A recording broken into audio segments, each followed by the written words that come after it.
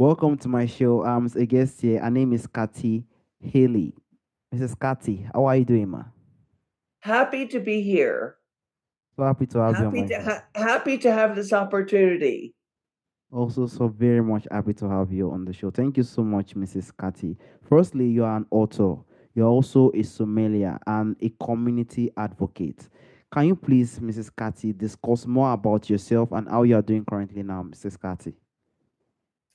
Well, I started at age 5 because I am one of 13 children. My mother was a nurse, and when we were little, uh, the children like 5, 6, 7, she would take us to adult communities, senior centers, and we would play bingo. And bingo is where the seniors sit together and they call out numbers and stuff. And we would sit with the seniors and help them play a game. So, as from early childhood, I was always taken to locations by my mother or my aunt to help seniors advocate for fun, advocate for activities. And we just thought this was normal. And my mother being a nurse, my mother's sister being a nurse, we did a lot of things as families together. So uh, it was kind of, I was born into it. I was born to help others, but I didn't know what I was doing. I thought I was just going to have fun. So, fun for me, even at a very young age, was to help others.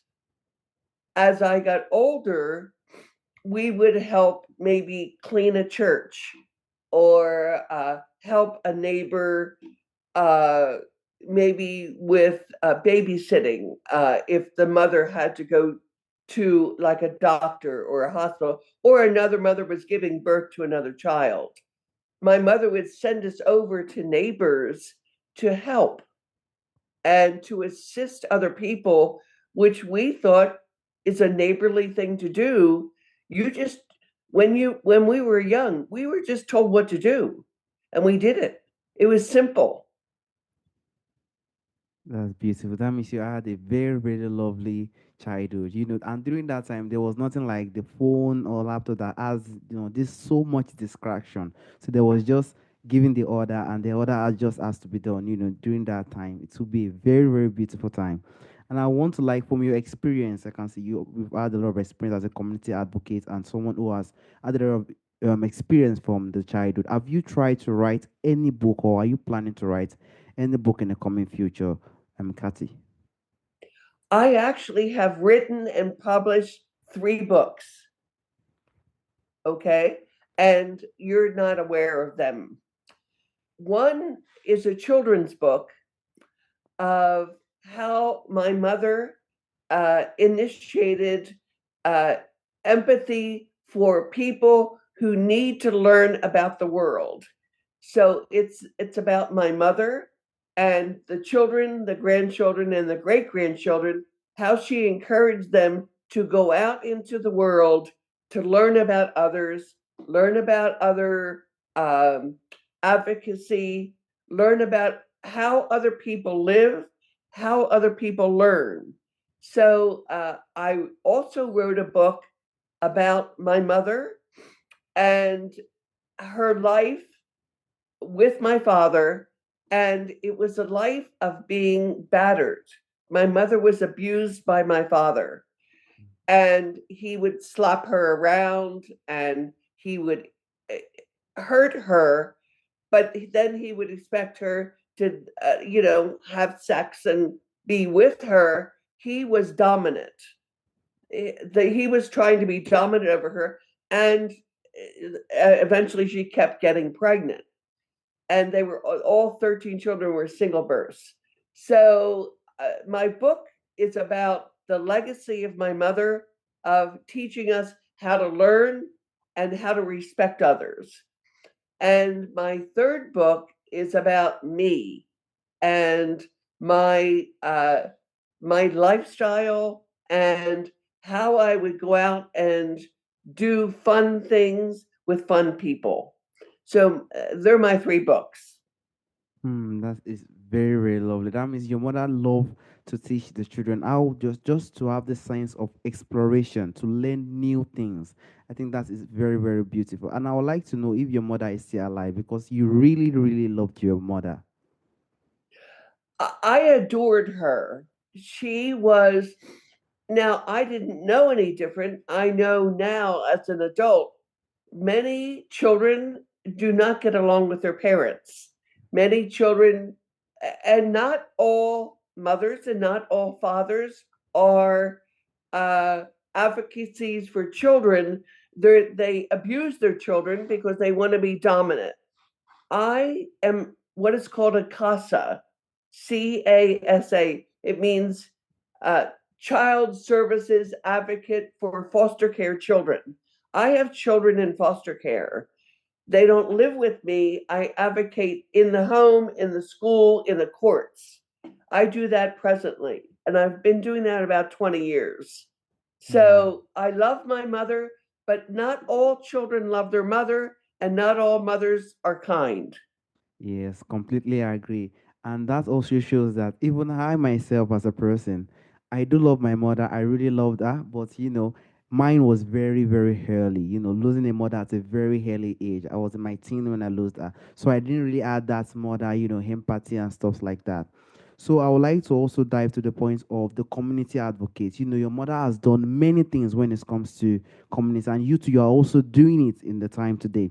And in our time today, we are missing a lot of community.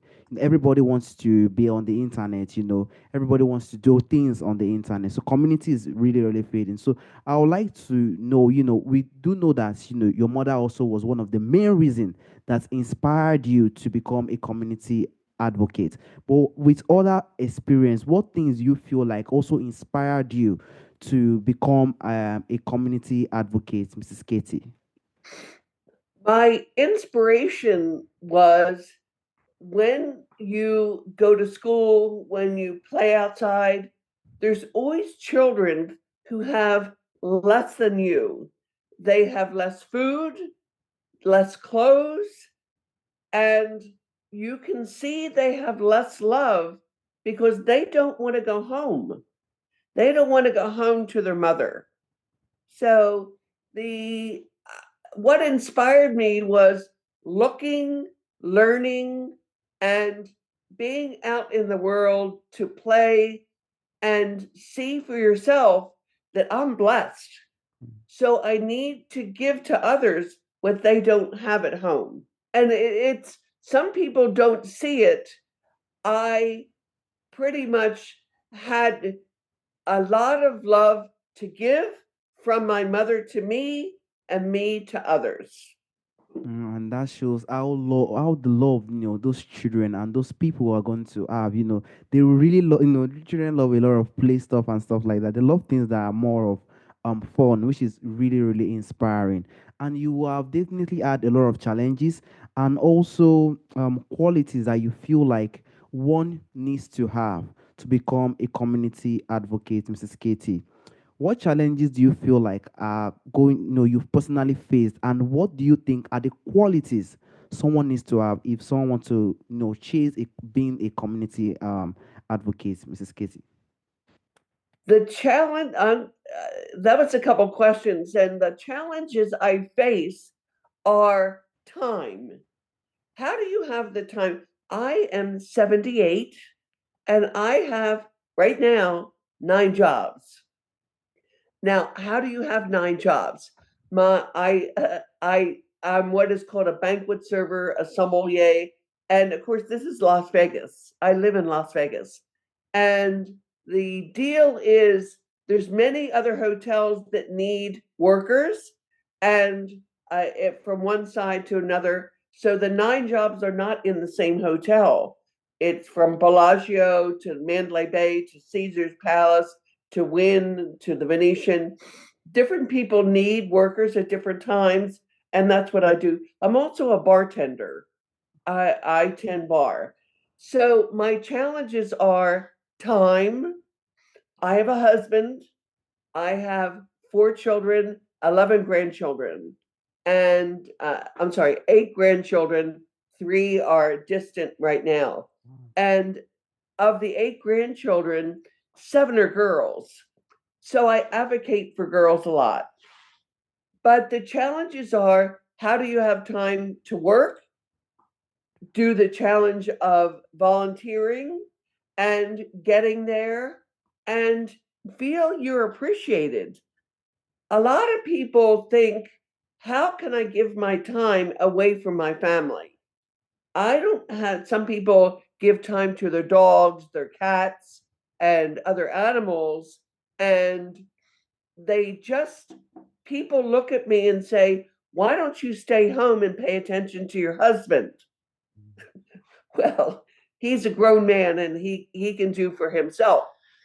But the advocacy of the challenges I face are mainly uh, looking, seeing, feeling the needs of others. I am challenged with time, and people ask me, don't you sleep? I sleep, but I get up, I feel good, I can feed the homeless, I can help children with their homework. I I advocate for children in not just foster care, but going into the schools and teaching children to read. A lot of people, even in high school, don't read and they don't know how to enjoy a book. And so my advocacy is, how do you have time to love other people outside of your family? That's probably my biggest challenge. Yes, probably also those people are looking, you've grown, you're now a elderly woman. So they're looking how you manage to personally, roll all those things together, those 7 jobs, as you said, and also those children, they will really, really love you. Like children are very, very one of the greatest thing one could admire because they are the future of tomorrow. They will definitely have Mrs. Cathy, they will have someone that really impacted them in the positive way, which is really, really massive. And Mrs. Katya, I would also like to dive to people who would like to, who wants to find or probably create a way of being a community advocate or creating a community advocate. And when someone has created or when someone has find that community advocacy, how can that person, from your experience as a community advocate, how can that person feel like the person is as measured like as getting to a point of success in that community advocacy, Mrs. Katie? Well, it could be one person at a time. It doesn't have to be a large group of people. Now, it could be that do you know what Meals on Wheels are? Meals on Wheels is when, okay, you don't know? Okay. I'm going to explain. There's many ways to advocacy, one person at a time, a neighbor that needs to go to a doctor's office, a neighbor who needs to go to the grocery store to get milk or bread or butter. One thing at a time, that can be advocacy. Many other, how do I get other people? How do people learn how to do this? They learn from their heart. They learn that they have time to help somebody else with the gift of love. The gift of, it's not just love, it's the gift of kindness and hope that they can get better. If someone's sick, you can't make them better, but you can make them feel uh, warm and friendly. You can make them feel hopeful. You can give them all these tools, but you don't have to give them money. You're giving them the time. Your time is valuable. Your time is precious. When you give someone who doesn't expect it, but is grateful, some people don't want your help. There are people who are homeless. They don't want a shelter. There's people who go for food. They want the food, but they don't want your help. They want the meal, but they don't want to know how you made it. So you can help one person at a time or go to a food bank and help 600 people with many other volunteers and give 600 people meals. The meal is done, they go back to their living. But they don't want your help, they want your food. But they don't necessarily want everything you want to give them. They want one thing at a time. So the to answer your question, how do people go and become an advocate? They see a need. You have a need of a person on the street that holds up a sign that says, "Help me." Now, they may want $1 or they may want $5, but are they going to buy drugs with it? Are they going to buy alcohol with it? Or are they going to buy food with it? What are they going to do with it? I don't know. But if they're standing on a corner holding the sign, why don't they go get a job? If they could, because a lot of people are younger people who find a corner. And where do you want to help them? Do you want to help them with $1, $5, or keep driving? Don't help them at all. So that's pretty much, everybody has the time, but you don't want to see sadness. If advocacy is helping someone who is in need, but you don't want to take that need and take it home, you want to give them $1 and move on. But not everybody wants to see people who are less fortunate.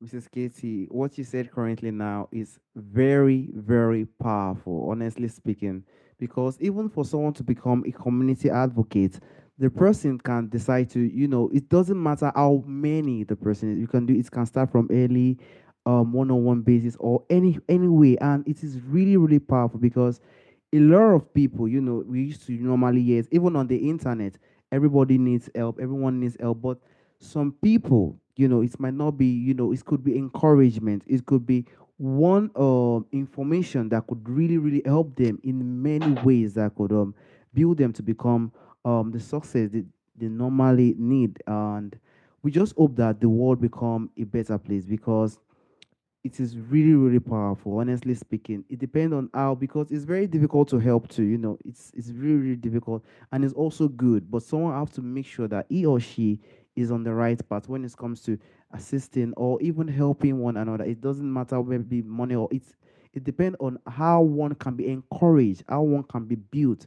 Some people, the only thing they need is encouragement. They are depressed, they have this anxiety, they are down. Even some people, they are not even down, they are dead, they are just walking.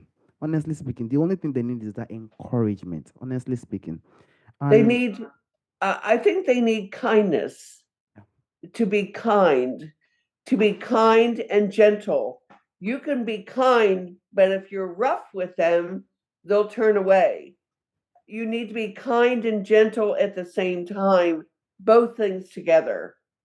And some people, if they live in an environment in their home that is not kind and gentle, they can't give it to somebody else because they're already sad. Not everybody's home life is wonderful. Not everybody's home life is inspiring. I advocate for children in what is called a community center, where what performing arts, where they have people who come in and sing and dance on a stage, and the children come in and watch.